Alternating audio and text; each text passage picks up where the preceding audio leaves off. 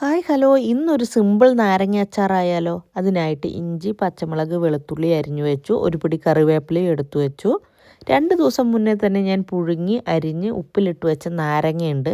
ഇങ്ങനെ നമ്മൾ അച്ചാറിടുമ്പോൾ ആ നാരങ്ങയ്ക്ക് ഭയങ്കര സോഫ്റ്റ് ആയിട്ടിരിക്കും. അതിനായിട്ട് ഒരു പാൻ അടുപ്പത്ത് വയ്ക്കുന്നു.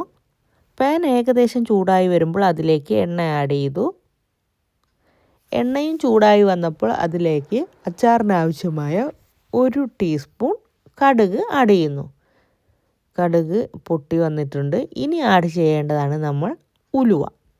ഒരു 1/4 ടീസ്പൂൺ ഉലുവ ആഡ് ചെയ്തു. ഇതെല്ലാം ആഡ് ചെയ്തപ്പോൾ പിന്നെ ആഡ് ചെയ്യുന്നതാണ് ഇഞ്ചിയും വെളുത്തുള്ളിയും അതിലേക്ക് ആഡ് ചെയ്തു. എപ്പോഴും ഞാൻ കായ പൊടിയാണ് ചേർക്കാറ്. എൻ്റെ കയ്യിലില്ലാത്തത് കൊണ്ട് ഞാൻ നോർമൽ കായ കഷ്ണമാണ് അത് ഈ എണ്ണയിൽ ആഡ് ചെയ്യേണ്ടത് കൊണ്ട് ഞാൻ അത്യാവശ്യം വലുപ്പത്തിലുള്ള ഒരു കഷ്ണം കായം ഈ എണ്ണയിലേക്ക് ആഡ് ചെയ്തു. മൂന്നും കൂടി നല്ല രീതിയിൽ വഴറ്റി ഏകദേശമായി വന്നപ്പോൾ ഇനി ചേർക്കാൻ പോകുന്നതാണ് പച്ചമുളക്. അതിലേക്ക് പച്ചമുളക് ആഡ് ചെയ്തു. പച്ചമുളക് ആഡ് ചെയ്തതിന് ശേഷം പിന്നെ ഞാൻ ആഡ് ചെയ്ത ഇൻഗ്രീഡിയൻസ് ആണ് കറിവേപ്പില. കറിവേപ്പില ആഡ് ചെയ്തു. നല്ല രീതിയിൽ വഴറ്റി കൊടുത്തു. തീ ഒന്ന് കുറച്ച് വെക്കണം. ഇനി നമ്മൾ ചേർക്കാൻ പോകുന്നത് അതിലേക്ക് ആവശ്യമായ പൊടികളാണ്.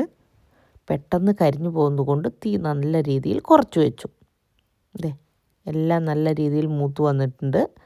1 ടീസ്പൂൺ മുളക് പൊടി, 1 ടീസ്പൂൺ കാശ്മീരി പൊടി, ഉപ്പ്, മഞ്ഞൾപ്പൊടി, ഇച്ചിരി ഉലുവാപ്പൊടി എല്ലാം കൂടി നല്ല രീതിയിൽ ഇതിലേക്ക് ആഡ് ചെയ്ത് ഏകദേശം ചെറുതീയിലിട്ട് ഈ മസാലപ്പൊടി എല്ലാം കൂടി മൂപ്പിച്ച് വരുമ്പോൾ എല്ലാവർക്കും നോർമലായിട്ട് നാരങ്ങ അച്ചാർ ഇടാൻ അറിയാം. പക്ഷേ ഞാൻ ഉണ്ടാക്കിയപ്പോൾ നിങ്ങളെ ഒന്ന് കാണിച്ചു എന്ന് മാത്രം കേട്ടോ.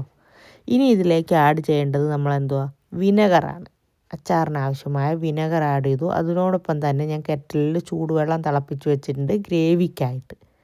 അച്ചാറിൻ്റെ ഗ്രേവിക്കായിട്ട് ചൂടുവെള്ളം കൂടി ആഡ് ചെയ്തു. ഇനി അരിഞ്ഞു വെച്ച നാരങ്ങ ഇതിലേക്ക് ആഡ് ചെയ്യുന്നു. എല്ലാം കൂടി അടി തട്ടി അച്ചാറിന് നാരങ്ങ കഷ്ണമെല്ലാം നല്ല രീതിയിൽ ഇളക്കി അതിലെല്ലാം മസാലയെല്ലാം ആക്കിയത് ഈ രൂപമായിട്ടുണ്ട്. ചിലർ അച്ചാർ പൊടി ആഡ് ചെയ്യും. ഇത് സിമ്പിളായ അച്ചാറാണ്. ഞാൻ ഇത്ര ഇൻഗ്രീഡിയൻസ് ആഡ് ചെയ്യുന്നുള്ളൂ. ഇളക്കി കൊടുത്തപ്പോൾ എനിക്ക് ഉപ്പ് കുറവായി തോന്നി. കുറച്ച് ഉപ്പ് കൂടി ആഡ് ചെയ്തു.